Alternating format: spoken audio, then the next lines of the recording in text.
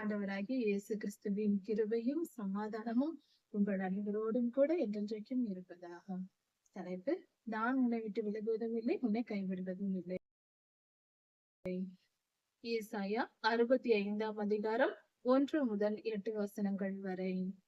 இந்த வேத பகுதியில் கர்த்தருடைய ரட்சிப்பு, அதாவது ஆண்டவராகிய இயேசு கிறிஸ்து உலகத்தில் உள்ள எல்லா மனித குலத்திற்கும் காவல் தெய்வமாய் இருக்கிறார். அதை குறித்து அவர் உலகம் முழுவதையும் எல்லா மனிதர்களையும் காப்பதற்காக பாவத்திலிருந்து காப்பாற்றி மீட்டு கொண்டு பத்திரப்படுத்த அவர் விரும்புகிறார். அப்படி காவல் காக்கிறவர் என்ற பொருள்தான் இரட்சகர் என்ற வார்த்தை. இப்படி அவர் காவற்காரராய் உலகம் முழுவதையும் காப்பாற்றி வைக்கிற தெய்வமாய் அவர் இருக்கிறார் என்பதை குறித்து இந்த வேத பகுதியில் சொல்லப்பட்டிருக்கிறது. அதாவது கர்த்தருடைய முதல் வருகை என்பது உலக மக்களால் எப்படி புரிந்து கொள்ளப்படுகிறது? இஸ்ரவேலருக்கு மட்டும் அல்லாமல் ஆண்டவராகிய இயேசு கிறிஸ்து ஒரு இனத்திற்கு மட்டும் அல்லாமல் உலகெங்கும் இருக்கிற ஜனங்களுக்கும் ஒட்டுமொத்த மனித குலத்திற்கும் அவர் காப்பாற்றுகிற எல்லா மனு குலத்தையும் பாவத்திலிருந்து விடுதலையாக்க அவர் விரும்பி இந்த உலகத்திற்கு வந்தார். அதை குறித்து இங்கு சொல்லப்பட்டிருக்கிறது. கர்த்தர் சொல்லுகிறார், அதாவது தெய்வத்தை தேடி போவது மனிதர்களின் வழக்கம். பொதுவாக நமக்கு ஏதாவது பாடு வந்தால், நமக்கு ஒரு துன்பம் வருகிறது, வேதனை வருகிறது, வலி வருகிறது என்றால் நம் மனம் கடவுளை தேடும். கடவுளை என்னை காப்பாற்றும், எனக்கு இந்த துன்பம் இருக்கிறதே, இந்த வேதனை இருக்கிறதே என்று நாம் கடவுளை தேடுவோம். இது மனித வழக்கம். ஆனால் கர்த்தர் சொல்லுகிறார் இந்த வசனத்தில், என்னை தேடாதவர்களுக்கு நான் கண்டடைகிறேன். அப்படி என்றால் என்னை தேடாத ஜனங்களுக்கு நானே போய் என்னை வெளிப்படுத்துவேன் என்று சொல்லுகிறார். இது எப்படிப்பட்ட ஒரு அருமையான காரியமா இருக்கிறது! மனிதர்கள் கர்த்தரால் படைக்கப்பட்ட சிருஷ்டிப்புகள். கடவுளின் திருக்கரங்களால் படைக்கப்பட்டவன் தான் மனிதன். அப்படி இருக்க நாம் மிக மிக மிக சிறியவர்கள்.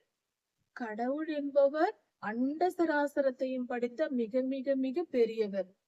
அவரையும் நம்மையும் ஒப்பிட்டு பார்க்க கூடாது, அதுவே பாவம்.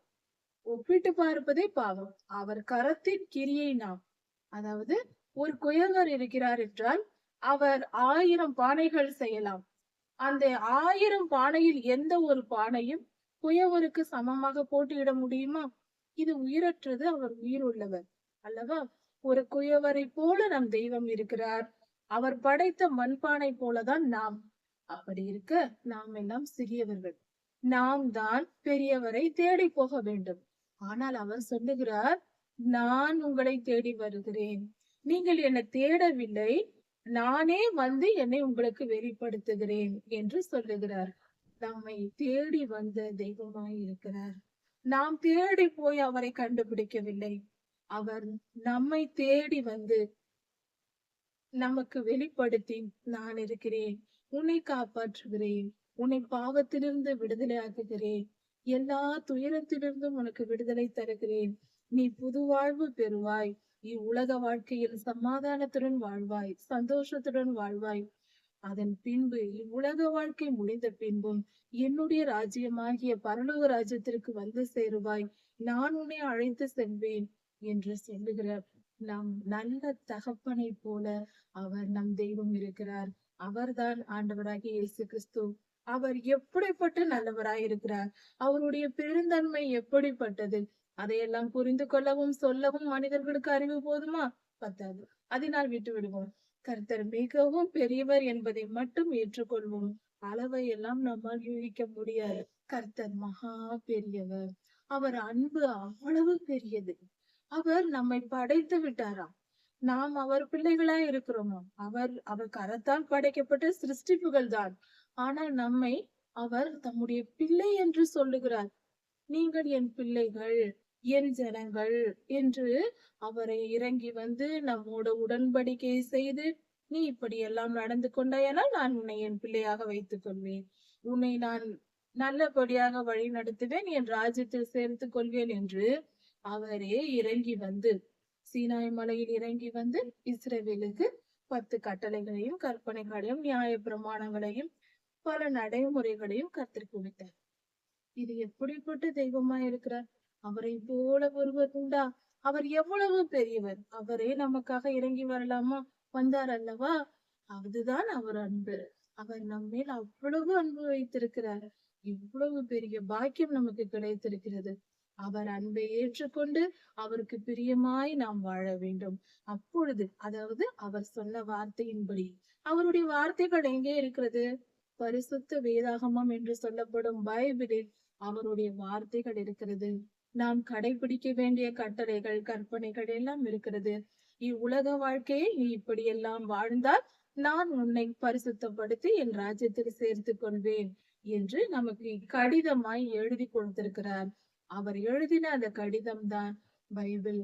அதை நாம் படித்து அவருடைய வார்த்தைகளை கை கொண்டு வாழ்க்கையில் ஒவ்வொரு காரியங்களையும் வேதாகமத்தில், பரிசுத்த வேதாகமத்தில், பைபிளில் நமக்கு நீதி நியாயங்கள் சொல்லப்பட்டிருக்கிறது.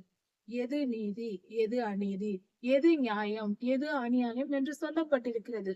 அதை தெரிந்து கொண்டு, கற்றுக்கொண்டு, நீதி நியாயத்தை பின்பற்றி நடந்தால் நம்ம அப்பாவுக்கு பிடிக்கும். நம்மை ரொம்ப பிடித்து விடும். உடனே அப்பா நம்மை ஏற்றுக்கொள்வார். இதுதான், வேறு ஒன்றும் இல்லை.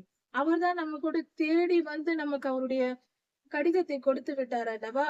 ஒரு மணவாளன் மணவாட்டிக்கு கடிதம் எழுதி கொடுப்பது போல. அன்பின் கடிதம் இது அல்லவா பரிசுத்தமான அன்பின் கடிதம். அப்படி நமக்கு எழுதி கொடுத்திருக்கிறார். அந்த கடிதத்தை நாம் எப்படியாக வைக்க வேண்டும்? அதில் உள்ள ஒவ்வொரு வார்த்தைகளும் நம் இருதயத்தில் எழுதப்பட வேண்டும். கைகளில் அல்ல, புத்தகமாக அல்ல, நம் இருதயத்தில் எழுதி கொண்டு அவரோடு உடன்படிக்கை செய்து அவரோடு நாம் ஐக்கியமாய் ஒருவரில் ஒருவராய் அவர் திரு பாதங்களை சேர்ந்து நாம் வாழ வேண்டும்.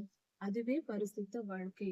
கர்த்தர் சொல்லுகிறார், என்னை குறித்து விசாரித்து கேளாதவர்களாலே நான் கண்டடையப்பட்டேன். என்னை யாரும் விசாரிக்கவில்லை, என்னை தேடவில்லை. அவர்கள் என்னை கண்டுபிடித்து விட்டார்கள். அப்படி என்றால் கர்த்தரே வந்து அவர்களிடத்தில் வெளிப்படுத்தினார். நாம் எங்கெங்கோ சுற்றி கொண்டு ஏதேதோ பாரம்பரிய பழக்க வழக்கங்களை, நம்முடைய பாரம்பரிய பழக்க வழக்கங்களை பின்பற்றி கொண்டு எப்படியோ வாழ்ந்து கொண்டு திரிந்து கொண்டிருந்தோம். நாமும் நம் பெற்றோர்களும் நம் தலைமுறைகள் அப்படித்தான் இருந்தது. ஆனால் ஒரு நாள் கர்த்தர் நம்மை தேடி வந்தார். ஆண்டவராய் இயேசு கிறிஸ்து நான் உலக ரட்சகர், உங்களை நான் மீட்டுக் கொள்கிறேன் என்று தம் அன்பின் திருக்கரங்களை நமக்கு காண்பித்தார். அவர் பட்ட காயங்களை நமக்கு காண்பித்தார். நமக்காக அவர் பட்ட பாடுகளை நமக்கு சொன்னார். நமக்காக அவர் ஜீவன் தந்தார். இப்படி அவர் செய்த காரியங்களை கேட்ட பின்பு நாம் அவரை அறிந்து கொள்கிறோம். அவரே நம்மை தேடி வந்த தெய்வம். அவருக்கு நன்றி செலுத்துவோம். உலகில் மிகப்பெரிய பாக்கியம் மனிதனுக்கு இதைவிட பெரியது வேறு ஒன்றும் இல்லை. கர்த்தரை அறிந்து கொள்வதும் அவரை ஏற்றுக்கொள்வதும் அதுதான் இந்த உலகத்தின் உயர்ந்த ஒரு பாக்கியமா இருக்கிறது. மிக உயர்வான ஒரு காரியம் என்றால் அது இதுதான். அப்படிப்பட்ட ரட்சிப்பை, கர்த்தருடைய பாதுகாப்பை பெற்றுக்கொண்டு கர்த்தரோடு நாம் இணைகிறது, கர்த்தருக்கும் நமக்கும் இடையில் ஒரு உறவு ஏற்பட்டு, அதாவது பரிசுத்தமாய் கர்த்தருடைய ஜனம் என்ற வார்த்தை, கர்த்தருடைய உடன்படிக்கை கை கொண்டால் நாம் கர்த்தருடைய ஜனம் என்று யாத்திராகமம் 20-19 அதிகாரங்களில் சொல்லப்பட்டிருக்கிறது. அப்படி கர்த்தரோடு அந்த உடன்படிக்கையை ஏற்றுக்கொண்டு 10 கட்டளைகளை கடைபிடித்து, மலை பிரசங்கங்களை கடைபிடித்து அவரோடு நாம் ஐக்கியப்பட்டிருக்கிற பாக்கியம் மிகவும் பெரியது. அதைவிட பெரியதொன்று இந்த உலகத்தில் எந்த மனிதனுக்கும் இல்லை. ரட்சிப்பே ஒவ்வொரு மனிதனும் பெற வேண்டிய மிக முக்கியமான, ஜீவனை காட்டிலும் உயர்வான காரியமா இருக்கிறது. கர்த்தருக்கும் நமக்கும் உள்ள உறவு அதில் தான் இருக்கிறது, ரட்சிப்பில். என்னை தேடாதிருந்தவர்களாலே கண்டறியப்பட்டேன் என்று சொல்லுகிறார். என்னுடைய நாமம் விளங்காதிருந்த ஜாதியை நோக்கி இதோ இங்கே இருக்கிறேன் என்றேன். கர்த்தருடைய நாமம் விளங்கவில்லை, யாருக்கும் தெரியவில்லை. என்னை யார் என்றும் என் நாமம் என்னவென்றும் தெரியாதிருந்த ஒரு கூட்ட ஜனங்கள் இருந்தார்கள். அவர்களிடமாய் நான் போய் இங்கே இருக்கிறேன் என்றேன். நம்மை தேடி வந்து நம்முடைய முற்பிதாக்களோ நம்முடைய உறவினர்களோ யாருக்கும் ஆண்டவரை தெரியாது. அவராய் வந்தார், நம்மிடம் பேசி, இதோ இருக்கிறேன், நானே உன் சிருஷ்டிகர் என்று நமக்கு அவர் வெளிப்படுத்தினார். எவ்வளவு பெரிய காரியம்! இதில் மிகப்பெரிய ஆவிக்குரிய பொருளும் ஒன்று உண்டு. அதாவது கர்த்தர் மகா பெரியவர், அவர் பரிசுத்தர், வல்லமை உடையவர், எல்லாம் நமக்கு தெரியும் இதெல்லாம். ஆனால் ஒரு காரியம் கவனிப்போம். இந்த வசனத்தில் ஒரு ஆழமான ஒரு சத்தியம் இருக்கிறது. மனிதர்களாய் எவ்வளவுதான் தேடி தேடி அடைந்தாலும் மெய்யான தெய்வத்தை கண்டுபிடிக்க முடியாது. இதற்கு ஒரு உதாரணம் பார்க்கலாம். ஒரு குடும்பம் இருக்கிறது, அதில் ஒரு மகன் இருக்கிறான். ஒரு 10 வயது ஒரு மகன் இருக்கிறான் என்று வைத்துக் கொள்வோம். ஒரு தாயும் தகப்பனும் நீ என் மகன் என்று சொல்லி இருப்பதினால் அந்த மகன் அவர்களை தாய் தகப்பன் என்று நம்பிக்கொண்டிருக்கிறார். ஆனால் அவன் நம்பிதான் தன் பெற்றோர்களை ஏற்றுக்கொள்ள வேண்டும். அவர்கள் சொல்வது உண்மை, நாம் இவர்களுடைய பிள்ளைதான் என்ற நம்பிக்கையில் தான் அந்த பிள்ளை வாழும். சாதாரணமாக வீட்டில் இதை சொல்லி விளையாடுவதுண்டு. சிறு பிள்ளைகளை பார்த்து, ஒரு 3 வயது 5 வயது பிள்ளைகளை பார்த்து சொன்னால் உடனே நம்பிவிடும். நம் சொந்த பிள்ளைகளை பார்த்து, நீ என் பிள்ளை இல்லையம்மா, நான் உன்னை குப்பை தொட்டியிலிருந்து தூக்கி கொண்டு வந்தேன், நீ என் பிள்ளை இல்லை என்று சொன்னால் அப்படியே நம்பிவிடும். விளையாட்டுக்கு அப்படி சொல்லி பார்ப்போம், விளையாடுவது வழக்கம். அப்படி அந்த பிள்ளைகள் பெற்றோர்கள் இவர்கள்தான் என்று நம்பிதான் அது வாழ முடியும். அவர்களுக்கு நினைவு இருக்காது. அவர்கள் நம்பிக்கையில் தான், நாமும் நம் பெற்றோர்களை இவர்கள் தான் நம் பெற்றோர்கள் என்று நம்பிதான் வாழ்ந்து கொண்டிருக்கிறோம். நம்பிக்கையின் அடிப்படையில் தான். ஆதாரமோ அல்லது நம்முடைய நினைவில் ஞாபகமோ இருக்காது அல்லவா? நம்பிக்கையில் தான் நம் பெற்றோர்களை இவர்கள் தான் நம் பெற்றோர்கள் என்று நம்பி வாழ்ந்து கொண்டிருக்கிறோம். ஒருவேளை சிறு பிள்ளையில் இருந்து நம் பெற்றோர்கள் வேறு எங்கேயாவது இருந்து நம்மை வாங்கி வந்து நம்மை வளர்த்திருந்தாலும் அவர்கள் சொன்ன வார்த்தையின்படி நாம் நம்பி வாழ்ந்து கொண்டிருப்போமே தவிர, உண்மையான பெற்றோர்களை அவர்கள் இல்லை என்றாலும் அவர்கள் சொல்லிக் கொடுத்த, சிறு பிள்ளைகள் என்ன சொல்லிக் கொடுக்கிறார்களோ அதை நம்பிதான் வாழ்ந்து கொண்டிருப்போம் அல்லவா? அது போல பெற்றோர்கள் தான் தங்கள் பிள்ளைகளுக்கு தங்களை பெற்றோர்கள் என்று அறிமுகம் செய்கிறோம். பிள்ளைகளால் கண்டுபிடிக்க முடியாது, அதை ஊர்ஜிதப்படுத்த முடியாது. சிறு வயதிலிருந்து நாம் சொல்லுவதினால் அந்த பிள்ளைகள் நம்பி வாழ்ந்து கொண்டிருக்கிறார்கள். அப்படிதான் பிள்ளைகளாய் தேடி பெற்றோர்களை கண்டுபிடிக்க முடியாதது போல மனிதர்களும் தெய்வத்தை தேடி கண்டுபிடிக்க முடியாது. எங்க போய் தேடுவோம்? எதை வைத்து ஆதாரமாய் இவர்தான் தெய்வம் என்று ஏற்றுக்கொள்ள முடியும்? அந்த அளவுக்கு நமக்கு வல்லமை கிடையாது. கர்த்தர் நம்மை தேடி வருகிறார், தம்மை வெளிப்படுத்துகிறார். சிறு பிள்ளைகளுக்கு நாம் சொல்லிக் கொடுப்பது போல நம் பிள்ளைகளுக்கு நாம் சொல்லுவோம், நான் தான் உன் தாய், நான் தான் உன் தகப்பன், நீ என் பிள்ளையம்மா, இந்த தேதியில் பிறந்தாய், இந்த நாட்களில் பிறந்தாய், நாங்கள் இப்படி இருந்தோம், நீ இப்படி பிறந்தாய் என்று எல்லாவற்றையும் நாம் சொல்லுவோம். அதை கேட்டு நம்பி விசுவாசித்து அந்த பிள்ளைகள் நம்மை பெற்றோர்களாக ஏற்றுக்கொள்கின்றனர். அதுபோல நம் தெய்வம், அவர் நமக்கு வந்து வெளிப்படுகிறார். சில நேரங்களில் இது வெளிப்படையாக தெரியும். சில நேரங்களில் நம் ஆவியில் நாம் உறங்கும் போது நம்முடைய ஆவி வெளியே செல்லும். தூக்கம் என்பது அதுதான். நம் சரீரத்திற்கும் நம் ஆவிக்கும் ஒரு பட்டத்தின் நூல் போட, அதாவது பட்டம் விடுவோம் அல்லவா? வானத்தில் பட்டம் விடுவோம். ஒரு நூலில் பட்டத்தை கட்டி காற்றில் விட்டால் அது மேலே பறந்து செல்லும். அந்த கயிறை நாம் பிடித்து கொண்டிருப்போம். ஒரு நுனி நம்மிடத்தில் இருக்கும், இன்னொரு பக்கம் உள்ள நுனியில் அந்த பட்டம் பறந்து கொண்டிருக்கும். அப்படி போய்கொண்டிருக்கும் பொழுது நாம் நூலை விட விட அது போய்கொண்டே இருக்கும். அந்த நூலை பிடித்து இழுத்தால் அந்த பட்டம் நம்மிடத்தில் வந்துவிடும். அதுபோல மனிதனின் தூக்கம் என்பது, நம்முடைய ஆவி நம்மை விட்டு பிரிந்து செல்லும். ஆனால் அந்த கயிறு போல, பட்டத்தின் கயிறு போல நம்முடைய சரீரத்திற்கும் அந்த ஆவிக்கும் ஒரு நூல், ஒரு கேபிள் போல இருக்கும், ஒரு தொடர்பு இருக்கும். துண்டிக்கப்படாது, அது தொடர்பில் இருந்து கொண்டே இருக்கும். ஒரு ஆடு மாடு இவைகளை கயிறில் கட்டி விடுவது போல அது போய் சுற்றி மேய்ந்து கொண்டு வரும். கயிறு கட்டப்பட்ட நிலையிலேயே இருக்கும். அது போல இப்படி நடக்கும். இப்படி இருக்க அந்த நாம் விழித்தெழும்பும் போது அந்த பட்டம் நமக்குள் உள்ளே வந்துவிடும். அதாவது நம் ஆவி நமக்குள் வரும்போது நாம் விழித்துக் கொள்கிறோம். இதைதான் தூக்கம் என்பது. இப்படி நம் ஆவி வெளியே செல்லும் பொழுது கர்த்தர் அந்த ஆவியில் நமக்கு பல காரியங்களை செய்வார். இதை குறித்து இன்னும் ஆழமான காரியங்கள் உண்டு. நம் ஆவியை கர்த்தர் பயன்படுத்தி அதை பல செய்திகளை நமக்கு போடுவார். நமக்கே தெரியாத பல காரியங்கள் நமக்குள் இருக்கும். நம் இருதயத்திற்கு அது தெரியாது. இதுதான் என்ன சொல்வது, மனிதனுடைய அமைப்பு, சரீர அமைப்பு இப்படியாக இருக்கிறது. கர்த்தர் நமக்கு சில காரியங்களை புரிய வைப்பார். சில காரியங்கள் புரியாமல் போகும். சில சிறு வயது சம்பவங்கள் நமக்கு நினைவில் இருக்கும். சில காரியங்கள் நினைவிலேயே இருக்காது. சமீபத்தில் நடந்த காரியங்கள் கூட நமக்கு நினைவில் இருக்காது. சில விஷயங்களை நாம் உடனே மறந்து போவோம். பின்பு நீண்ட காலம் கழித்து அது நினைவிற்கு வரும். இதெல்லாம் ஏன் நடக்கிறது? இதற்கு பின்பாக சில காரியங்கள் இருக்கிறது. மருத்துவத்தாலும் விஞ்ஞானத்தாலும் நிரூபிக்கப்படாத, இன்னும் நிரூபிக்கப்படவில்லை என்று சொல்லலாம். இல்லை என்று சொல்லக்கூடாது.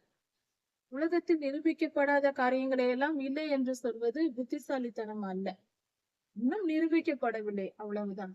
இப்படி மனிதனுடைய ஆவி, ஆத்மா, சரீரம் செயல்படுகிறது. இப்படி கர்த்தர் ஒரு மனிதனை தெரிந்து கொண்டு தம்மை வெளிப்படுத்தும் பொழுது அந்த மனிதன் கர்த்தரை புரிந்து கொள்கிறான். இவர்தான் நம் தெய்வம் என்று ஏற்றுக்கொள்கிறான். நம் பிள்ளைகள் நம்மை பெற்றோர்களாக ஏற்றுக்கொள்வது போல இப்படிதான் நடக்கிறது. இப்படி கர்த்தர் தம்முடைய ஜனங்களுக்கு தம்மை வெளிப்படுத்துகிறார். அப்படி வெளிப்படுத்தும் பொழுது சிலர் கர்த்தருடைய அன்பை புரிந்து கொண்டு அவரை தெரிந்து கொண்டு ஏற்றுக்கொள்கிறார்கள். சிலர் ஏற்றுக்கொள்வதில்லை. யார் ஏற்றுக்கொள்ளவில்லை என்றால் வேதம் தெளிவாய் சொல்லுகிறது, தவறான வழிகளில், நலமல்லாத வழிகளில், நல்லது செய்யாத தீமையான வழிகளில் நடக்கிற மனிதர்கள் முரட்டாட்டமாய் தங்கள் நினைவுகளில் தங்களுக்கு என்ன தோன்றுகிறதோ அதன்படி நடப்பார்கள். நன்மை செய்ய வேண்டும் என்ற எண்ணம் அவர்களுக்கு இருக்காது. அவர்கள் எதை வேண்டும் என்றாலும் செய்வார்கள். முரட்டுத்தன்மை, நான் இப்படிதான் இருப்பேன் என்று சொல்வார்கள். நன்மை செய்ய வேண்டும், தீமை செய்யக்கூடாது என்ற எண்ணம் இருக்காது. நான் என்ன வேண்டும் என்றாலும் செய்வேன், அது என் விருப்பம், நான் இப்படிதான் இருப்பேன் என்று சொல்லுவார்கள். தவறான வழியில் வாழ்வார்கள். அவர்களை நோக்கி கர்த்தர், ஜனங்களை நோக்கி கர்த்தர் நாள் முழுவதும் தம்முடைய திரு கரங்களை நீட்டுகிறாராம். ஒரு நாள் என்றால் ஒரு 1000 வருடம் என்று இந்த வேதத்தில் பொதுவாக சொல்வது வழக்கம். ஒரு நாளில் ஆண்டவர் உலக சிருஷ்டிப்பின் ஒவ்வொரு நாளாக 6 நாட்களில் செய்தார் என்று சொல்லப்பட்டிருக்கிறது சிருஷ்டிப்பு. அது ஒவ்வொரு நாள் என்பது ஒரு 1000 வருடம் என்று சொல்லப்படுகிறது. நாள் முழுவதும் என் கைகளை நீட்டினேன் என்று சொல்லுகிறார். இப்படியாக கர்த்தர் கைகளை நீட்டினேன் என்றால் என்னிடம் வந்து தப்பித்துக் கொள்ளுங்கள் என்று அவருடைய திருக்கரங்களை நமக்கு காட்டுகிறார். என்னை விசுவாசித்து என்னை ஏற்றுக்கொள்ளுங்கள், நான் உங்களை காப்பாற்றுகிறேன், நீங்கள் வாருங்கள் என்று நம்மை அழைக்கிறார். ஆண்டவராகிய இயேசு கிறிஸ்து நம்மை அழைக்கிறார். ஆனால் அந்த ஜனங்கள், முரட்டாட்டம் உள்ள தவறான வழிகளில் நடக்கிற ஜனங்கள் நித்தமும் எனக்கு கோபம் ஊட்டி கர்த்தர் தம் கரங்களை நீட்டிக்கொண்டு இருந்தாலும் அதை ஏற்றுக்கொள்ளாமல் நித்தமும் கர்த்தருக்கு கோபம் ஊட்டி, அப்படி என்றால் தவறான வாழ்க்கை வாழ்வது, நாம் பாவம் செய்வது கர்த்தருக்கு கோபம் ஊட்டும். ஒரு மாணவன் தன் வகுப்பறையில் ஆசிரியருக்கு கீழ்ப்படிந்து நடக்கவில்லை என்றால் அந்த ஆசிரியருக்கு கோபம் வரும். வீட்டில் பிள்ளைகள் பெற்றோர்களின் பேச்சை மீறி மீறி நடக்கும் போது பெற்றோர்களுக்கு பிள்ளைகள் மேல் கோபம் வரும். அதுபோல நாம் வேத வசனத்திற்கு கீழ்ப்படியாமல் நம் இஷ்டப்படி நாம் வாழும்போது கர்த்தருக்கு கோபம் வரும். அது எப்படிப்பட்ட காரியங்களை செய்கிறார்கள்? கர்த்தருக்கு விரோதமான செயல்கள் என்னென்ன என்றால், தோட்டங்களில் பலியிடுகிறார்கள். அப்படி என்றால் ஒழுக்கம் இல்லாத பாவ காரியங்களை செய்கிறார்கள். கற்பு நெறி தவறி வாழ்கிற வாழ்க்கை.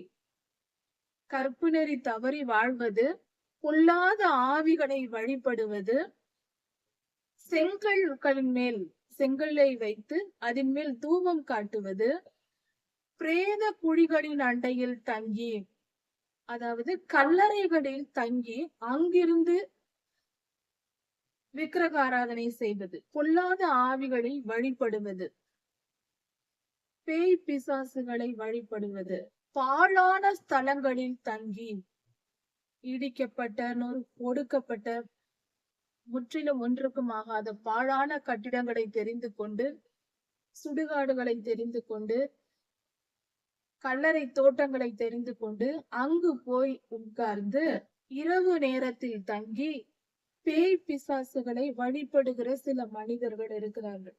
அப்படியெல்லாம் செய்யக்கூடாது என்று கர்த்தர் சொல்லுகிறார். இதெல்லாம் கர்த்தருக்கு அருவருப்பானது. அடுத்தது பன்றி இறைச்சியை சாப்பிடுவது, இதுவும் கர்த்தருக்கு அருவருப்பானது.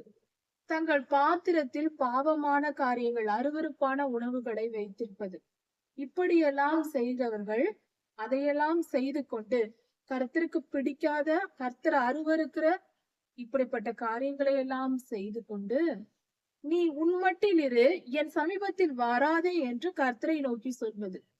கர்த்தாவே, நீர் என்னிடத்தில் வராதிரும், நீர் அங்கேயே இரும், என்னிடத்தில் வராதிரும் என்று சொல்வது. உம்மை பார்க்கிலும் நான் பரிசுத்தன், நான் தான் பரிசுத்தமானவன், உம்மை விட நான் பரிசுத்தமானவன் என்று சொல்வது. இப்படி சொல்லுகிற ஜனங்கள் இருக்கிறார்கள். இவர்கள் பொல்லாத பேய் பிசாசுகளை வணங்குகிற ஜனங்கள். ஒரு சிலர் இப்படி இருப்பார்கள், எங்கேயாவது ஒரு சிலர் இப்படி இருப்பார்கள். இது எல்லாம் மகா பாவமான காரியம், கர்த்தருக்கு அருவருப்பான காரியம் என்று வேதம் சொல்லுகிறது. இவர்கள், அப்படிப்பட்ட ஜனங்கள், பாவம் செய்கிற ஜனங்கள் கர்த்தருடைய கோபத்தினால் ஆகிய புகையை போல இருப்பார்களாம். புகையை போல அழிந்து போவார்கள். நாள் முழுவதும் எரிகிற அக்னி போல இருப்பார்கள். அவர்கள் மிகுந்த அழிவுக்குரியவர்களாய் நடந்து கொள்வார்கள், அழிவுக்குரியவர்களாய் இருப்பார்கள் என்று பொருள். கர்த்தருடைய கோபம் அவர்கள் மேல் வரும், அவர்களுக்கு மிகப்பெரிய தீங்கு வரும், பாடுகள் வரும் என்று பொருள். இதோ அது எனக்கு முன்பாக எழுதப்பட்டிருக்கிறது. கர்த்தருடைய இப்படிப்பட்ட நியாய தீர்ப்பு எழுதப்பட்டிருக்கிறது. நான் மௌனமாய் இராமல் சரிக்கு சரி கட்டுவேன். அவர்கள் செய்த தீமைக்கு தக்க தண்டனையை நான் அவர்களுக்கு செய்வேன். மௌனமாய் இருக்க மாட்டேன் என்று கர்த்தர் சொல்லுகிறார். கர்த்தர் அமைதியாய் இருக்கும் பொழுது ஜனங்கள் அக்கிரமத்தில் பெருகி போகிறார்கள். கர்த்தர் நியாயம் தீர்த்தால்தான் அவர்களுடைய தீமை நிறுத்தப்படும்.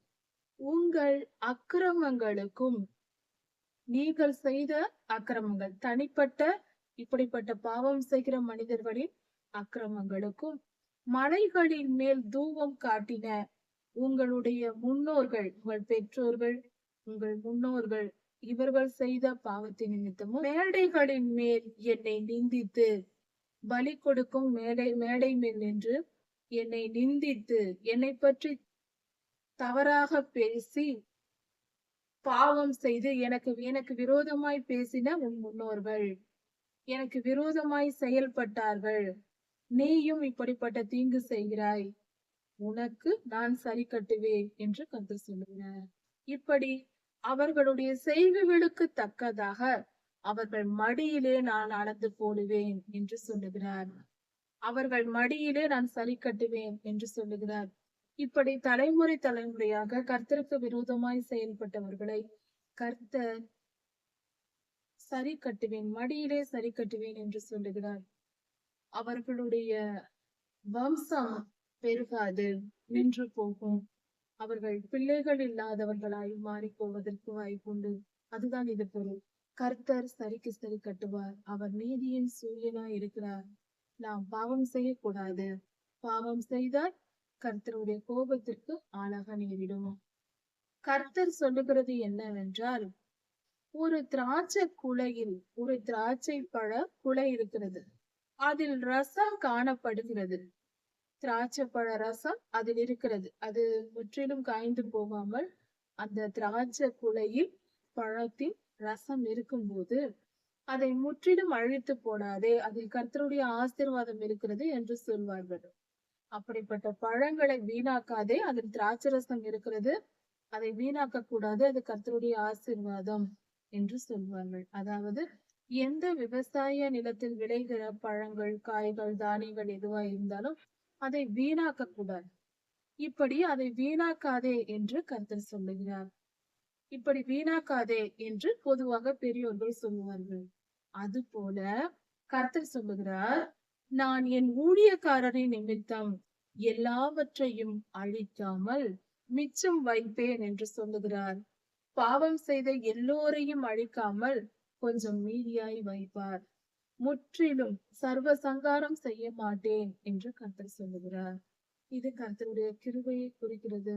அவர் எந்த அளவுக்கு பாவிகளின் மேலும் அன்பு கூர்ந்து ஜனத்தை மிச்சம் வைக்கிறார், முற்றிலும் அழிக்காமல். அவர் மிகவும் பெரியவர். அவர் கோபம் நம்மால் தாங்க முடியாது. அவர் கோபமும் பெரியதுதான். ஜாக்கிரதையா இருப்போம். கர்த்தருக்கு பிரியமில்லாத காரியங்களை செய்ய வேண்டாம். கர்த்தருக்கு பிரியமாய் நடந்து கர்த்தரின் இதயத்திற்கு ஏற்றவர்களாய் தாவீதை போல வாழ்வோம். ஏசாயா 65ஆம் அதிகாரம் 9 முதல் 25 வசனங்கள் வரை. நமது ஆண்டவராகிய இயேசு கிறிஸ்துவின் முதல் வருகையை 700 வருடங்களுக்கு முன்பாக இந்த வேத பகுதியில் ஏசாயா தீர்க்க தரிசனமாக எழுதி வைத்திருக்கிறார். ஆண்டவராகிய இயேசு கிறிஸ்து இந்த உலகத்திற்கு வருவார், உலக இரட்சகர் பிறக்க போகிறார் என்ற செய்தி இங்கு சொல்லப்பட்டிருக்கிறது. அவர் மூலமாய் உலக மக்கள், மனிதர்கள் சந்தோஷத்திற்குள், பரலோகத்திற்குள் பிரவேசிப்பார்கள். கர்த்தருடைய ஜனமாய் அவர்கள் மனம் திரும்புவதற்கும் மனித குலத்தின் பாவத்தை போக்குவதற்கும் ஆண்டவராகிய இயேசு கிறிஸ்து உலகத்திற்கு வந்தார். அவர் வரப்போகிறார் என்ற செய்தி அதற்கு முன்னமே சொல்லப்பட்டிருக்கிறது. திராட்சை பழம் ஒரு கொத்தாய் இருக்கிறது என்றால் அதில் ரசம் இருக்குமானால், அது முற்றிலும் உலராமல் திராட்சை ரசத்தோடு கூட இருக்குமானால், அப்பொழுது அதை அழித்து போடாதே என்று பெரியோர்கள் சொல்லுவார்கள். திராட்சை தோட்டத்தில் பழங்களில் ரசம் இருக்கிறது என்றால் அதை அழிக்க மாட்டார்கள். அந்த பழத்தை நாம் சாப்பிடலாம் அல்லவா, அதற்காக அதை அழித்து போட மாட்டார்கள். முற்றிலும் உலர்ந்து விட்டால் ஒன்றும் செய்ய முடியாது, அழித்து விடலாம். ஆனால் ரசம், திராட்சை ரசம் நிரம்பிய திராட்சை குலைகளை அழிக்க மாட்டோம். அதுபோல ஆண்டவராகிய இயேசு கிறிஸ்து தம்முடைய ஊழியக்காரர்களின் நிமித்தம் தீமையான மனிதர்களை மனம் திரும்பும்படியாக, அவர்களை மீட்கும்படியாக தம்முடைய இரு கரங்களையும் நீட்டுகிறார். சிலுவையில் ஆண்டவராகிய இயேசு கிறிஸ்து தம் இரு கரங்களையும் விரித்து சிலுவையில் தொங்கினார். அதற்கு பொருள் நம்மை அவர் அழைப்பதாக பொருள். என்னிடம் வந்து சேர்ந்து கொள்ளுங்கள் என்பதற்கு பொருள் அது. அப்படி இரு கரங்களையும் விரித்து அவர் நம்மை அழைக்கிறார். ஆனால் மனம் திரும்பாத ஜனங்கள், அவர் அழைப்பை ஏற்றுக்கொள்ளாமல் உதாசீனப்படுத்துகிறவர்கள் கர்த்தரிடம் போய் சேருவதில்லை, பரலோகத்தை சுதந்திரிக்க முடியாது. இப்படி தீயவர்களாய் இருப்பவர்கள், கர்த்தரை ஏற்றுக்கொள்ளாதவர்கள், அவர் தாமே வந்து தம்மை வெளிப்படுத்தியும் ஏற்றுக்கொள்ளாத ஜனங்கள் இருக்கிறார்கள் அல்லவா, அவர்களை கர்த்தர் அழித்து போடுவார். ஆனாலும் அவர்களிலும் சர்வ சங்காரம் செய்ய மாட்டார். எல்லாரையும் அழித்து போடாமல் தம்முடைய ஊழியக்காரர்களின் நிமித்தம், தம்முடைய ஜனங்களின் நிமித்தம் கொஞ்ச ஜனங்களை அவர் மீதியாக வைப்பாராம். இப்படி செய்வேன் என்று கர்த்தர் சொல்லியிருக்கிறார். யாக்கோபில் இருந்து ஒரு வித்தையும், யாக்கோபு என்னும் இஸ்ரவேல் ஐயா, அவருடைய வம்சத்தில் யூதா குலத்தில் ஒருவர் பிறக்க போகிறார். யூதா கோத்திரத்தில் ஒருவர் பிறக்க போகிறார். அவர் என் மலைகளை சுதந்திரித்துக் கொள்ளுவார் என்று சொல்லப்பட்டிருக்கிறது. கர்த்தருடைய மலைகளை சுதந்திரித்துக் கொள்வார். அப்படி என்றால் சீயோன் மலையை சொல்லுகிறது. பரலோகத்திலும் சீயோன் மலை உண்டு, இந்த உலகத்திலும் சீயோன் மலை உண்டு. சீயோன் மலையை சுதந்திரித்துக் கொள்வார் அவர். அப்படிப்பட்டவர் ஒருவர் பிறக்க போகிறார். ஆண்டவராகிய இயேசு கிறிஸ்து 2ஆம் வருகையில் வரும்பொழுது தம்மோடு கூட அவருடைய பரிசுத்தவான்கள், பரலோகத்தில் இருக்கிற மனிதர்கள், இங்கிருந்து பரலோகத்திற்கு சென்றிருக்கிற மனிதர்களோடு கூட வருவார். அவர் வரும்போது தம்முடைய ஜனங்களாகிய பரிசுத்தவான்களோடும் கூட வருவார். தம்முடைய ஜனங்கள், கர்த்தருடைய ஜனங்களை தான் இங்கு சீயோன் மலை என்று சொல்லப்பட்டிருக்கிறது. சீயோன் என்று சொல்லும் பொழுது கர்த்தருடைய ஜனங்களை குறிக்கும். நான் தெரிந்து கொண்டவர்கள் அதை சுதந்தரித்துக் கொண்டு, கர்த்தர் யாரை தெரிந்து கொள்கிறாரோ அவர்கள் சீயோனை சுதந்தரித்துக் கொள்வார்கள். கர்த்தருடைய ஊழியக்காரர் அங்கே வாசம் பண்ணுவார்கள். சீயோன் மலை என்பது பரலோகத்திலும் இருக்கிற ஒரு மலை. அங்குதான் கர்த்தருடைய ஊழியர்கள் வாசம் பண்ணுவார்களாம். கர்த்தரால் ஆசீர்வதிக்கப்பட்டவர்கள் தங்கும் இடம் அது. என்னை தேடுகிற என் ஜனங்களுக்கு சாரோன் ஆட்டு தொழுவமாகவும் ஆகோரின் பள்ளத்தாக்கு மாட்டு கிடையாகவும் இருக்கும். சாரோன் ஆட்டு தொழுவம் போல இருக்குமா? அவ்வளவு பெரிய இடம் ஆட்டு தொழுவத்தை போல ஆடுகள் கட்டப்படும் இடமா இருக்குமா? ஒரு பள்ளத்தாக்கு எங்கும் மாடுகள் நிரம்பி இருக்குமாம். இப்படிப்பட்ட உயர்வு வருமாம் கர்த்தருடைய ஜனங்களுக்கு. கர்த்தரை தேடி அவரை விரும்பி அவருக்கு கீழ்ப்படிந்து அவர் வார்த்தைகளை படித்து புரிந்து கொண்டு அவருக்கு கீழ்ப்படிந்து வாழ்கிற ஒரு நல்ல தகப்பனுக்கு ஒரு பிள்ளை கீழ்ப்படிவது போல நாம் கீழ்ப்படிந்து வாழ்ந்தால் அப்படிப்பட்டவர்கள் பள்ளத்தாக்கெங்கும் கட்டும் அளவுக்கு மாடுகள் நிரம்பி இருக்குமாம். ஒரு மலையெங்கும் திரியும் அளவுக்கு ஆடுகள் நிரம்பி இருக்குமாம். செழிப்பை கட்டளையிடுவேன் என்று கர்த்தர் சொல்லுகிறார். ஆனாலும் கர்த்தரை விட்டு எழும்பி கர்த்தரை விட்டு பின்வாங்கி பொல்லாத ஆவிகளுக்கு இருளின் கிரியைகளுக்கு ஆராதனை செய்கிறவர்கள் இருக்கிறார்கள் அல்லவா, அவர்களுக்கு உங்களை நான் பட்டயத்துக்கு ஒப்பு கொடுப்பேன் என்று சொல்லுகிறார். பட்டயத்துக்கு ஒப்பு கொடுப்பாராம் கர்த்தர். அதாவது கர்த்தருக்கு விரோதமான செயல்களை செய்கிறவர்கள், கர்த்தருக்கு பிடிக்காத காரியங்களை செய்கிறவர்கள், அப்படிப்பட்ட உங்களை நான் பட்டயத்துக்கு ஒப்பு கொடுப்பேன் என்று சொல்லுகிறார். அப்படி என்றால் அவர்களுக்கு மிகப்பெரிய சண்டைகள், யுத்தங்கள் போன்ற காரியங்கள் வரும். தீயவர்கள் பாவம் செய்யும் பொழுது இப்படிப்பட்ட காரியங்கள் வரும். நீங்கள் எல்லாம் கொலை செய்யப்பட புனிவீர்கள் என்று வேதம் சொல்லுகிறது. கர்த்தர் அவர்களை கொன்று போடுவார். பொல்லாத தீயவர்களிடத்தில் ஒப்பு கொடுப்பார். அவர்கள் தீயவர்கள் கர்த்தருக்கு அடங்காத ஜனங்களை கொன்று போடுவார். அவர்களை கொன்று போடுவார்கள். நான் கூப்பிட்டும் நீங்கள் மறு உத்தரவு கொடுப்பதில்லை. நான் கூப்பிட்டாலும் என்ன என்று கூட நீங்கள் கேட்பதில்லை. நான் பேசியும் நீங்கள் செவி கொடுக்கவில்லை. நான் எவ்வளவு பேசினாலும் உங்கள் காதில் அது போகவே இல்லை, உங்கள் மூளையில் செல்லவே இல்லை, நீங்கள் கவனிப்பதே இல்லை என்று கூறும். நீங்கள் பொல்லாப்பானதை தெரிந்து கொண்டு எனக்கு பிரியமில்லாத காரியங்களை நீங்கள் தெரிந்து கொண்டீர்கள் என்று கர்த்தர் சொல்லுகிறார். நான் கூப்பிட்டாலும் கேட்பதில்லை. நான் சொல்லுகிற வார்த்தைகள் உங்கள் சிந்தைக்கு செல்வதே இல்லை, மூளையை தொடுவதே இல்லை. இப்படி எனக்கு விரோதமாகவே செயல்பட்டு கொண்டிருக்கிறீர்கள். பொல்லாப்பானதை, எனக்கு பிடிக்காத காரியங்களை நீங்கள் தெரிந்து கொண்டு செய்கிறீர்கள்.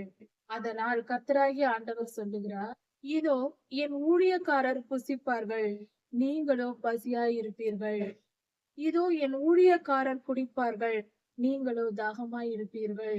இதோ என் ஊழியக்காரர் மன மகிழ்ச்சியினால் கெம்பீரிப்பார்கள், நீங்களோ மன நோவினாலே அலறி ஆவியின் முறிவினாலே புலம்புவீர்கள். அலறுதலும் புலம்புதலும் உங்களுக்கு உண்டாயிருக்கும் என்று கர்த்தர் சொல்லுகிறார்.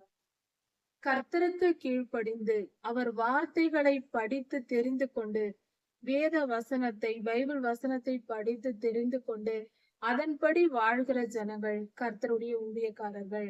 அவர்கள் கர்த்தரால் ஆசீர்வதிக்கப்படுவார்கள். அவர்கள் நன்றாய் புசிப்பார்கள், குடிப்பார்கள், சந்தோஷமாய் இருப்பார்கள், ஒரு குறைவும் இருக்காது. ஆனால் கர்த்தருக்கு பிரியமில்லாமல் கர்த்தர் கூப்பிட்டும் கேட்டவர்களுக்கு இப்படிப்பட்ட நல்ல காரியங்கள் நடக்கும். கேட்காதவர்களுக்கு கர்த்தர் தம் இரு கரங்களையும் விரித்து கூப்பிடுகிறார். அதாவது சிலுவை மரணத்தை குறிக்கிறது. ஆண்டவராக இயேசு கிறிஸ்துவை ஏற்றுக்கொண்டவர்களுக்கு இப்படி சகல நன்மையும் நடக்கும். கர்த்தருடைய சித்தத்தை, அவர் அழைப்பை ஏற்றுக்கொள்ளாமல் ஆண்டவராகிய இயேசு கிறிஸ்துவை ஏற்றுக்கொள்ளாத ஜனங்களுக்கு இப்படிப்பட்ட துன்பங்கள் வரும் என்று சொல்லுகிறார். அது என்ன? கர்த்தருடைய பிள்ளைகள் சந்தோஷப்படுவார்கள், கர்த்தருக்கு விரோதமானவர்கள் வெட்கப்பட்டு போவார்கள். தீயவர்களுக்கு வெட்கம் உண்டாகும். மன நோவினாலே அலறுதலும் புலம்புதலும் தீயவர்களுக்கு உண்டாகும். கர்த்தருக்கு கீழ்ப்படியாதவர்களுக்கு, கர்த்தருடைய வார்த்தையை கேட்டு வாழாதவர்களுக்கு, கர்த்தரை மீறி நடக்கிறவர்களுக்கு, கர்த்தருக்கு மரியாதை கொடுக்காதவர்களுக்கு இப்படிப்பட்ட தீமை வரும் என்று கர்த்தர் சொல்லுகிறார். நான் தெரிந்து கொண்டவர்களுக்கு நீங்கள் உங்கள் நாமத்தை சாப வார்த்தையாய் வைத்துவிட்டு போவீர்கள். அதாவது கர்த்தருக்கு விரோதமாய் செயல்பட்ட ஜனங்கள் இருக்கிறார்கள் அல்லவா, அவர்கள் சாப வார்த்தையாய் மாறி போவார்கள் அவர்கள் பெயர்கள். அப்படி என்றால் பிற்காலத்தில் அவர்கள் காலத்திற்கு பின்பு கர்த்தருடைய பிள்ளைகள் அந்த தீயவர்கள் பெயர் சொல்லி அப்படி போல நீங்கள் வாழ்ந்து விடாதீர்கள் என்று அடுத்த சந்ததிக்கு சொல்லுவார்கள். அவர்கள் தீயவர்கள், கர்த்தருக்கு விரோதமாய் செயல்பட்டார்கள், அவர்களைப் போல நீங்கள் இருந்து விடாதீர்கள் என்று அடுத்தடுத்த தலைமுறைகளுக்கு, சிறு பிள்ளைகளுக்கு சொல்லுவார்கள் என்று பொருள். கர்த்தரை எதிர்க்கிறவர்கள் அவர்கள் வாழ்க்கையானது நல்ல உதாரணமாய் இல்லாமல் தீய உதாரணமாய் மாறி போகிறது. இப்படி கர்த்தருக்கு விரோதமாய் செயல்பட்டவர்களை கர்த்தர் கொன்று போடுவார். தம்முடைய ஊழியக்காரர்கள் தமக்கு கீழ்ப்படிந்து நடக்கிறவர்களை அவர்களுக்கு புதிய வேறே நாமத்தை கொடுப்பார். அவர்களுக்கு புதிய பெயரை கொடுத்து அவர்களை தம்மோடு வைத்துக் கொள்வார். கர்த்தருக்கு கீழ்ப்படிதலினால் எவ்வளவு பெரிய நன்மைகள் நமக்கு உண்டாகிறது என்று இந்த வேதவசனம் சொல்லுகிறது. கர்த்தருடைய ராஜ்யத்தில் பிரவேசிப்போம், பரலோகத்தை சென்றடைவோம் என்று பொருள். வேதாகமத்தை வாசித்து அதன்படி நடந்தால் மட்டுமே இது நடக்கும். அதனால் பூமியிலே தன்னை ஆசீர்வதிக்கிறவன் கர்த்தருடைய நாமத்தை கொண்டு ஆசீர்வதிப்பான். நாம் சொல்வோம் அல்லவா, ஆண்டவராகிய இயேசு கிறிஸ்துவின் நாமத்தினால் உங்களை வாழ்த்துகிறோம் என்று சொல்வோம். பவுலையா வேதாகமத்தை சொல்லி இருக்கிறார். பிதாவாகிய தேவனுடைய அன்பும் ஆண்டவராகிய இயேசு கிறிஸ்துவின் கிருபையும் சமாதானமும் உங்களுக்கு உண்டாயிருப்பதாக என்று வாழ்த்துவார் பவுலையா. அது போல கர்த்தருடைய நாமத்தை கொண்டு வாழ்த்துதல் உண்டாகும். கர்த்தருடைய பிள்ளைகள் வாழ்த்துவார்கள். பூமியிலே ஆணையிடுகிறவன் சத்திய தேவன் மேல் ஆணையிடுவான். கர்த்தருடைய பெயரை ஆணையிடுவார்கள். முந்தின துன்பங்கள் எல்லாம் என் கண்களை விட்டு மறைந்து போயின என்று கர்த்தர் சொல்லுகிறார். முந்தின துன்பங்கள் என்பது கடந்த காலம் எல்லாம் நாம் அனுபவித்த துன்பங்கள், துயரங்கள் இருக்கிறது அல்லவா, பாடுகள் எல்லாம், அதெல்லாம் மறைந்து போகுமா? எப்படி என்றால், நாம் பார்த்து கொண்டிருக்கும் போது ஒரு மரம் இருக்கிறது, அதில் ஒரு கிளை இருக்கிறது, மரத்தின் கிளை இருக்கிறது, அதில் ஒரு பறவை அமர்கிறது என்று வைத்துக் கொள்வோம். ஒரு நொடியில் அது பறந்து சென்று விடுகிறது. அது போல நம் வாழ்க்கையில் பட்ட துன்பங்கள் எல்லாம் ஒரு குருவியை போல நம்மை விட்டு பறந்து போகும். இந்த காரியத்தை நாம் எத்தனை நாள் நினைவில் வைத்திருப்போம், சீக்கிரம் மறந்து போவோம். அது போல நம் நினைவிலும் கூட அந்த துன்பங்கள் இல்லாதபடிக்கு மறந்து போவோமாம். சந்தோஷம் நிறைத்திருக்கும், நமக்கு வந்து சேரும், நிரந்தரமாகவும் இருக்கும். துன்ப காலத்தை மறக்கும்படியாக நம்முடைய நலமான காலங்கள் வருகிறது. கர்த்தர் நம்மை ஆசீர்வதிப்பேன் என்று சொல்லுகிறார். இது ஒவ்வொரு தனிப்பட்ட மனிதனுடைய வாழ்க்கையிலும் நடக்கும். உலகம் ஒட்டு மொத்தத்திற்கும் நடக்க போகிற காரியம். இது இரண்டும் ஒரே மாதிரியாய் நடக்கும். ஒரு தனி மனித வாழ்க்கையிலும் இப்படி நடக்கும், உலகம் ஒட்டு மொத்தத்திற்கும் இப்படியாக நடக்கும். கர்த்தருடைய இரண்டாம் வருகைக்கு பின்பாக நல்ல காலங்கள், அதாவது 1000 வருட அரசாட்சி நடக்கும். அதை பற்றி சொல்லப்பட்டிருக்கிறது. இந்த 1000 வருட அரசாட்சியும் முடிந்த பின்பு, 1000 வருடங்கள் முடிந்த பின்பு கர்த்தர் புதிய வானத்தையும் புதிய பூமியையும் படைப்பேன் என்று சொல்லுகிறார். புதிய வானம், புதிய பூமி உருவாக போகிறது. முந்தினவைகள் இனி நினைக்கப்படுவதும் இல்லை, மனதில் தோன்றுவதும் இல்லை. ஏற்கனவே இருந்த வாழ்நாட்கள் பட்ட பாடுகள் எல்லாம் மனதில் நினைவில் கூட நமக்கு இருக்காது. அந்த அளவுக்கு மறந்து போகும் அளவுக்கு புதிய காலம் நமக்கு சந்தோஷமா இருக்கும். பழையவைகளை மறந்தே போய்விடுவோமாம். அந்த அளவுக்கு சந்தோஷமா இருப்போமா புதிய காலம். புதிய வானம் புதிய பூமி உண்டாகி அதில் நம்மை கர்த்தர் வைத்திருப்பார். நான் சிருஷ்டிக்கிறதினாலே நீங்கள் என்றென்றைக்கும் மகிழ்ந்து களி கூறுங்கள் என்று சொல்லுகிறார். கர்த்தர் எவ்வளவு பெரியவராயிருக்கிறார். அவர் சொல்லுகிறார், நான் சிருஷ்டிக்கிறேன், புதிய புதிய சிருஷ்டிப்புகளை உண்டாக்குகிறேன், மகிழ்ந்து சந்தோஷமா இருங்கள், நீங்கள் எல்லாம் சந்தோஷமா இருங்கள் என்று கர்த்தர் சொல்லுகிறார்.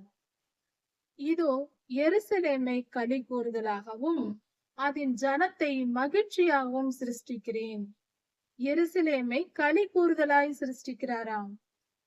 அதன் ஜனத்தை, எருசலேமின் ஜனங்கள் மகிழ்ந்திருக்கும்படியாக, உற்சாகமாய் இருக்கும்படியாக கர்த்தர் அவர்களை ஆசீர்வதிக்கிறார். இஸ்ரவேலர்கள் ஆசீர்வதிக்கப்படுவார்கள். உலகெங்கும் இருக்கிற கர்த்தருடைய ஜனங்கள் மிகப்பெரிய ஆசீர்வாதத்தை பெற்றுக்கொள்கிறார்கள். துன்பம் இல்லாத நலமான வாழ்க்கை. அதாவது இது 1000 வருட அரசாட்சியில் நாம் பெறப்போகும் வாழ்க்கையை குறிக்கிறது. இது இன்றைக்கும் நமக்கு பொருந்தும். நான் எருசலேமின் மேல் களி கூர்ந்து என் ஜனத்தின் மேல் மகிழ்ச்சியாய் இருப்பேன் என்று கர்த்தர் சொல்லுகிறார். எருசலேம் மேலும் என்னுடைய ஜனத்தின் மேலும் நான் மகிழ்ச்சியாய் இருப்பேன். கர்த்தர் நம்மோடு கூட மகிழ்ச்சியாய் சந்தோஷமாய் இருப்பார். அவர் நம்மை ஆசீர்வதிப்பார் என்று பொருள். அவருடைய ஆசீர்வாதத்தை பெறப்போகிறோம். அவருடைய அருகாமையை பெறப்போகிறோம். அவர் நம்ம அருகில் இருக்க போகிறார். இதுதான் அழுகையின் சத்தமும் கூக்குரலின் சத்தமும் இனி அதில் கேட்கப்படுவதில்லை. எருசலேமில் அழுகையின் சத்தம், கூக்குரலின் சத்தம். ஆபத்து காலத்தில் இப்படியெல்லாம் சத்தம் கேட்கும் அல்லவா ஒரு இடத்தில். இப்படிப்பட்ட காரியங்கள் இனி கேட்கப்படுவதே இல்லையாம். நித்தியமான நிரந்தரமான சமாதானம் எருசலேமுக்கு வரப்போகிறது. அதன் பின்பு எருசலேமுக்கு துன்பமே கிடையாது. அப்படிப்பட்ட ஒரு நிலை வரப்போகிறது எருசலேம் நகரத்திற்கு. அது மகாராஜாவின் நகரம். அது மட்டுமல்ல, நம்முடைய தனிப்பட்ட வாழ்க்கையில் கர்த்தருடைய பிள்ளைகள் ஆண்டவராகிய இயேசு கிறிஸ்துவை விசுவாசித்து அவர் வழிகளில் நீதி நியாயங்களை கை கொண்டு நடக்கிற நமக்கும் கர்த்தர் இந்த ஆசீர்வாதத்தை தருகிறார். அப்படி என்றால் நிரந்தரமாக நித்தியமாக அழுகை இல்லாமல் புலம்பல் இல்லாமல் நாம் சந்தோஷமாய் இருப்போம். அப்படிப்பட்ட ஆசீர்வாதத்தை தருவேன் என்று இன்றே நமக்கு சொல்லுகிறார். இனி நம் வாழ்க்கையில் புலம்பலும் துக்கமும் கிடையாது. சந்தோஷம், சமாதானம் எல்லாம் நிறைவாய் கிடைக்கும். அழுகையின் சத்தமும் கூக்குரலின் சத்தமும் இனி அந்த தேசத்தில் கேட்கப்படுவதில்லை. அப்படி என்றால் துன்பம் துயரங்கள் எருசலேமை விட்டு நீங்கி போகும். 1000 வருட அரசாட்சியில் தீமை என்பது கிடையாது. பேய், பிசாசு, பொல்லாத ஆவிகள் கிடையாது. எல்லாம் பாதாளத்தில் அடைக்கப்பட்டு போய்விடும். மனிதன் நிம்மதியாய் வாழ்கிற காலமாய் அந்த 1000 வருடம் இருக்கும். இனி அங்கு அற்ப ஆயுசுள்ள பாலகனும். பாலகன் என்றால் 3 வயது வரைக்கும் இருக்கிற குழந்தை பாலகன் என்று சொல்லுவோம். பால் குடிக்கிற வயது. பாலகன் என்றால் பால் குடிக்கும் மகன் என்று சொல்லலாம். அப்படி அந்த சிறு வயது குழந்தைகள் அற்ப ஆயுளில் மரிக்காது. 3 வயதிற்குள் மரிக்கிற குழந்தைகள் இருக்காது. எல்லா குழந்தைகளும் ஆரோக்கியமாக பெரியவர்களாக வளரும் என்று பொருள். தன் நாட்கள் பூரணமாகாத கிழவர்களும் உண்டாகிறார்கள். வயதான முதியவர்கள் தங்கள் வாழ்க்கை முடிவதற்குள் பாதியிலேயே இறக்க மாட்டார்கள். பூரண ஆயுசோடு வாழ்ந்து முடிப்பார்கள் எல்லோரும். 100 வயது சென்று மரிக்கிறவர்களும் வாலிபன் என்று சொல்லப்படுவார்களாம். 100 வயதில் மரித்தாலும் அவர்கள் வாலிபர்களாய் இருப்பார்களாம். அந்த அளவுக்கு ஆரோக்கியத்துடனும் பலத்துடனும் சந்தோஷமாய் வாழ்வார்கள். 100 வயதுள்ளவனாகிய பாவியோ சபிக்கப்படுவான். கர்த்தருடைய ஜனங்கள் 100 வயதானாலும் அவர்கள் மரித்தாலும் வாலிபர்களாய் இருப்பார்கள். ஆனால் கர்த்தருக்கு விரோதமாய் செயல்பட்ட ஜனங்கள் 100 வயது வரைக்கும் வாழ்ந்தாலும் அவர்கள் சபிக்கப்படுவார்கள் என்று வேதம் சொல்லுகிறது. தண்டனை தான் பெற்றுக் கொள்வார்கள். வீடுகளை கட்டி அவைகளில் குடியிருப்பார்கள். 1000 வருட அரசாட்சியில் வீடுகள் கட்டப்படும். திராட்சை தோட்டங்களை நாட்டி அதன் கனிகளை புசிப்பார்கள். திராட்சை பழ தோட்டங்களை நடுவார்கள். அதில் வரும் பழங்களை அவர்களை சாப்பிடுவார்கள். அது ஆசீர்வாதம், கர்த்தருடைய ஆசீர்வாதம். அவர்கள் வீடு கட்டுவார்கள். வேறொருவர் வந்து அங்கு குடியிருக்க மாட்டார்கள். அப்படி என்றால் அவரவர் உழைப்பின் பலனை அவர்களே அனுபவிப்பார்கள். சந்தோஷத்தை அனுபவிப்பார்கள். அதாவது நாம் அதிகமாய் பணம் சம்பாதித்து அதிகமாய் உழைத்து பணம் சம்பாதித்து சேர்த்து வைத்து அந்த பணத்தை நாமே செலவு செய்து ஒரு நல்ல காரியங்கள் செய்து அதை அனுபவிப்பது என்பது பெரும் பாக்கியம். நாம் சேர்த்து வைப்பது வேறொருவர் வந்து அந்த பணத்தை எடுத்து செலவு செய்து விட்டு போய்விடுவது என்று இருப்பது அது சாபம். இப்படி நடக்காது என்று சொல்லுகிறார் கர்த்தர். கர்த்தர் தம்முடைய ஜனங்களுக்கு அவர்கள் உழைத்த உழைப்பின் பலனை அவர்களே அனுபவிக்கும் பாக்கியத்தையும் கொடுக்கிறார். அவர்கள் நடுவதும் வேறொருவர் கனி புசிப்பதுமாய் இருப்பதில்லை. அவர்கள் மரங்களை நட்டு வளர்த்து அது கனி தரும் பொழுது வேறு யாராவது வந்து அந்த பழங்களை பறித்து கொண்டு போவதல்ல. அவரவர் நட்ட மரத்தின் பலனை அதன் கனிகளை அவர்களை புசிப்பார்கள். மரங்களின் விருட்சங்களின் நாட்களை போல என் ஜனத்தின் நாட்கள் இருக்கும். பொதுவாக ஆவிக்குரிய பொருளில் மரங்கள் என்றால் வேதாகமத்தில் மனிதர்களை குறிக்கும். அது போல மரங்கள் நீண்ட காலம் வாழ்வது போல என் ஜனங்களும் நீண்ட காலம் வாழ்வார்கள். ஆண்டவராகிய இயேசு கிறிஸ்து சிலுவையில் அறையப்படும் நாளன்று அவர் கெத்செமனே என்னும் தோட்டத்தில் இருந்து ஜெபித்தார் என்று சொல்லப்படுகிறது. அந்த ஜெபத்தை அவர் செய்யும் போது அந்த இடத்தில் இருந்த ஒலிவ மரம் இன்று வரை அது இருக்கிறது. 2000 வருடங்களாக அந்த ஒலிவ மரம் இன்றும் இருக்கிறது இஸ்ரேல் தேசத்தில். மரங்களின் ஆயுள் மிகவும் பெரியது. 2000 வருடங்களாக ஒரு மரம் இருக்கிறது. அப்படி என்றால் பார்ப்போம், உலகத்தில் பல இடங்களில் அது இருக்கலாம், நமக்கு தெரிந்திருக்காது. அந்த அளவுக்கு இது மிகப்பெரிய காரியம். வேதாகமம் அப்படித்தான் சொல்லுகிறது. நான் தெரிந்து கொண்ட ஜனங்கள் தங்கள் கைகளின் கிரியைகளை அனுபவித்து விருட்சங்களை போல நீண்ட காலம் வாழ்வார்களாம். அவர்கள் நன்மை செய்வார்கள், அதன் பலனை நீண்ட காலம் அனுபவித்து நீண்ட காலம் உயிரோடு வாழ்வார்களாம். சீக்கிரம் மரித்து போக மாட்டார்களாம். அவர்கள் உழைப்பு வீணாகாது. அவர்கள் உழைப்பின் பலன் அவர்களுக்கு கிடைக்கும். அவர்கள் துன்பம் உண்டாக பிள்ளைகளை பெறுவதும் இல்லை. பிள்ளை பேற்றில் அவர்களுக்கு துன்பம் இருக்காது. அவர்களும் அவர்களோடு கூட அவர்களுடைய சந்ததியாரும் கர்த்தர் ஆசீர்வதிக்கப்பட்டவர்களாய் இருப்பார்கள். அவர்கள் மட்டுமல்ல, கர்த்தருக்கு கீழ்ப்படிந்து வாழ்கிற பரிசுத்தவான்கள் நீதிமான்கள் மட்டுமல்ல, அவர்கள் சந்ததியே கர்த்தரால் ஆசீர்வதிக்கப்பட்டிருக்கும். கர்த்தர் கொடுக்கும் ஆசீர்வாதம் சந்ததி சந்ததியாய் வரும். ஒருவரை மட்டுமல்ல, ஒருவர் மனம் திரும்பினால் போதும், அடுத்தடுத்த சந்ததிகளுக்கு அந்த ஆசீர்வாதத்தை கர்த்தர் கொடுப்பார். இதுதான் கர்த்தருடைய குணம். அவர் பெரியவர் அல்லவா, நல்லவர் அல்லவா, அப்படித்தான் செய்வார். நாம் பரிசுத்தமாய் வாழ்ந்து, அதாவது பொதுவாக உலகத்தார், உலக வாழ்க்கை வாழ்கிற ஜனங்கள் தங்கள் பிள்ளைகளுக்கு அதிகமாய் உழைத்து பணம் பொருளை சேர்த்து வைப்பார்கள். வீடு வாங்குவார்கள், நிலங்களை வாங்கி வைப்பார்கள், பலவித ஐஸ்வர்யங்களை சேர்த்து வைத்துவிட்டு நாம் மறிக்க வேண்டும் என்று நினைப்பார்கள். நம் பிள்ளைகள் செழிப்பாய் வாழ வேண்டும், நன்றாக இருக்க வேண்டும் என்று. ஆனால் அதெல்லாம் அழிவுக்குரிய பொருள்கள். தங்கள் வாழ்நாளை பயன்படுத்தி அதிகமாய் உழைத்து அவர்கள் சம்பாதித்து வைப்பதை சில பிள்ளைகள் ஓரிரு வருடங்களிலேயே அழித்து கூட போடுவார்கள். இப்படியும் நடக்க வாய்ப்பு இருக்கிறது. அது அல்ல நாம் சேர்த்து வைக்க வேண்டிய சொத்து. நாம் பரிசுத்தமாய் வாழ்ந்து நீதியின் பாதையில் நடந்து கர்த்தருக்கு பிரியமாய் கர்த்தருடைய வசனங்களை கை கொண்டு வாழும்போது நம்முடைய பிள்ளைகள் மட்டுமல்ல, சந்ததி சந்ததியாய் 1000 தலைமுறைகளுக்கு ஆசீர்வாதம் வரும். இதுவல்லவா பெரிய ஆசீர்வாதம்? இதையல்லவா நாம் சம்பாதிக்க வேண்டிய சொத்து. இதைதான் ஆண்டவர் சொல்லுகிறார். ஒரு மனிதன் கீழ்ப்படிந்து கர்த்தரை ஏற்றுக்கொண்டு ரட்சிக்கப்படும் பொழுது 1000 தலைமுறைகளுக்கு அவர்களுக்கு இரக்கம் கிடைக்கும். நாம் மட்டும் ஆசீர்வாதத்தை பெறுவதல்ல, நம்முடைய தலைமுறைகளே ஆசீர்வாதத்தை பெற்றுக் கொண்டிருக்கும். நம்முடைய உழைப்பின் நிமித்தம் நம்மளுடைய கீழ்ப்படிதல் அவ்வளவு பெரிய ஆசீர்வாதத்தை நம் சந்ததிக்கு கொடுக்கும்.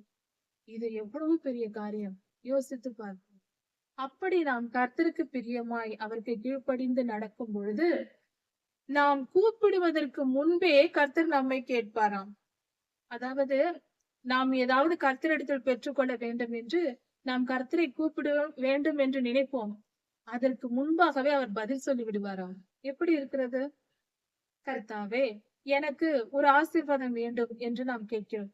கர்த்தாவே, என்னுடைய உடல் குணமாக வேண்டும் என்று ஆசீர்வாதத்தை கேட்க வேண்டும் என்று நாம் ஜெபிக்க உட்காருவதற்கு முன்பே கர்த்தர், மகளே, நான் உன்னை குணமாக்கி விட்டேன் என்று சொல்வாராம்.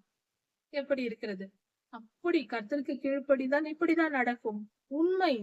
நாம் ஏதாவது ஒரு ஆசைப்பட்டு ஒரு பொருள் வேண்டும் என்று கேட்கலாம் என்று நினைப்போம். ஆனால் கர்த்தர் நாம் கேட்பதற்கு முன்பே அதை கொடுத்து விடுவார். நாம் ஜெபித்திருக்க மாட்டோம், கேட்டிருக்க மாட்டோம், நம் மனதில் அதை நினைத்திருப்போம்.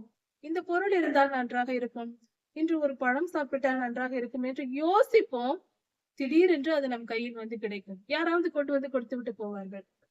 அப்படி கர்த்தர் நம்மை ஆசீர்வதிப்பார். ஏனென்றால் நம் இருதயத்தில் தோன்றியதை நாம் கூப்பிட்டு அதை கேட்டு அதற்கு பின்பு ஏன் பதில் கொடுத்து கொண்டு முன்பே கொடுத்து விடுவோம் என்று கர்த்தர் கொடுப்பாராம்.